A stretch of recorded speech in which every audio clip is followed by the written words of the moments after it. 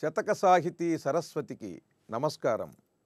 వనజంబుల్ కనువిచ్చి చూడ కలువల్ వాడన్ తమంబూడా చెల్మిని చక్రంబులు కూడా తెమ్మెరలకు లేదీగలల్లాడా వేట్కను నానావిధ పక్షి సంఘములు పాడన్ తాపసుల్వేడ నీవనురాగంబున తూర్పునన్ పొడమెదయ్యా సూర్యనారాయణ. ఓ సూర్యనారాయణ స్వామి, వనజంబుల్ కనువిచ్చి చూడ, కొలనులలోని తామర పువ్వులన్నీ కూడా కన్ను విప్పి నీ రాకని సంతోషంతో చూస్తూ ఉండగా, కలువల్ వాడన్ కలువ పువ్వులు వాడిపోతుండగా, తమంబూడా అప్పటి వరకు దట్టంగా చిక్కగా ఆవరించి ఉన్న చీకట్లు అవన్నీ పలచబడి తొలగిపోగా, వనజంబుల్ కనువిచ్చి చూడ కలువల్ వాడన్ తమంబూడా చెల్మిని చక్రంబులు కూడా. అప్పటి వరకు ఎక్కడెక్కడో నిద్రిస్తూ ఉన్నటువంటి చక్రవాక పక్షులు ఈ సరోవరాలపై విహరిస్తూ అద్భుతమైనటువంటి మనోహరమైన నీ రాకతో కూడుకుని ఉన్నటువంటి ఆ ఆకాశ ప్రదేశాన్ని చాలా ఆహ్లాదంగా మరింత శోభాయమానంగా చేస్తూ విహరిస్తూ ఉన్నాయి. చక్రంబులు కూడా తెమ్మెరలకు లేదీగలల్లాడా. నీవు ఉదయిస్తున్నటువంటి సమయంలో చల్లని పిల్లగాలులు వీస్తూ ఉండగా, ఆ గాలులకు సన్నని పువ్వులతో ఉన్నటువంటి తీగలు, చక్కని పువ్వులతో ఉన్న సన్నని తీగలు అవి అల్లల్లాడుతూ ఉండగా, వేట్కను నానావిధ పక్షి సంఘములు పాడన్,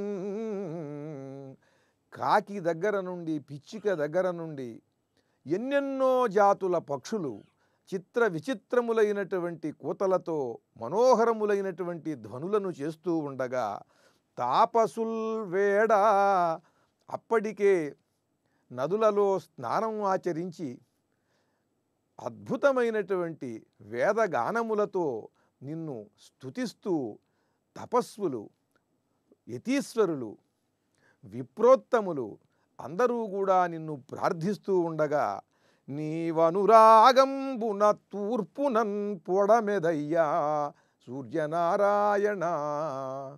ఒక అద్భుతమైన సంస్కృతి సంప్రదాయాన్ని, ప్రకృతిలో జరిగేటువంటి నిత్యము జరిగేటువంటి ఒక అద్భుతమైన సూర్యోదయ సమయంలో జరిగే గొప్ప సన్నివేశాన్ని వర్ణిస్తూ మనకి చక్కని పద్యాన్ని అందించారు ఆదిభట్ల నారాయణదాసు గారు.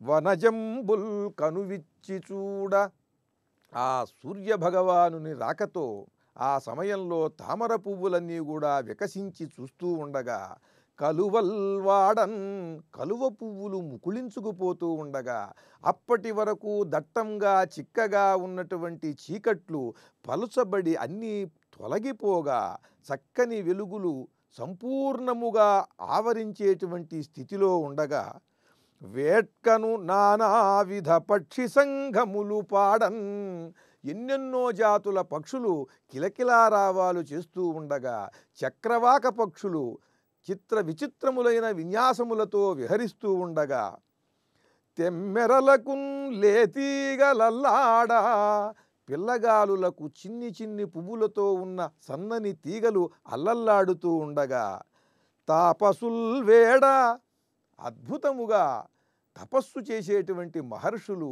విప్రోత్తములు, జ్ఞానులైనటువంటి వారు నదీ తీరాలలోకి వచ్చి నీకు అర్ఘ్యప్రదానం చేస్తూ నిన్ను స్తుతిస్తూ ఉండగా, నీవనురాగంబున తూర్పునన్ పొడమెదయ్యా సూర్యనారాయణ.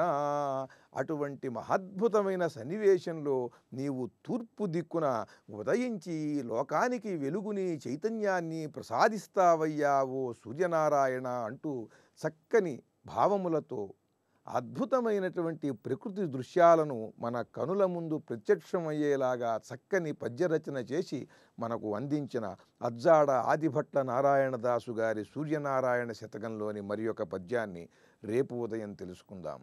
జై సూర్యనారాయణ.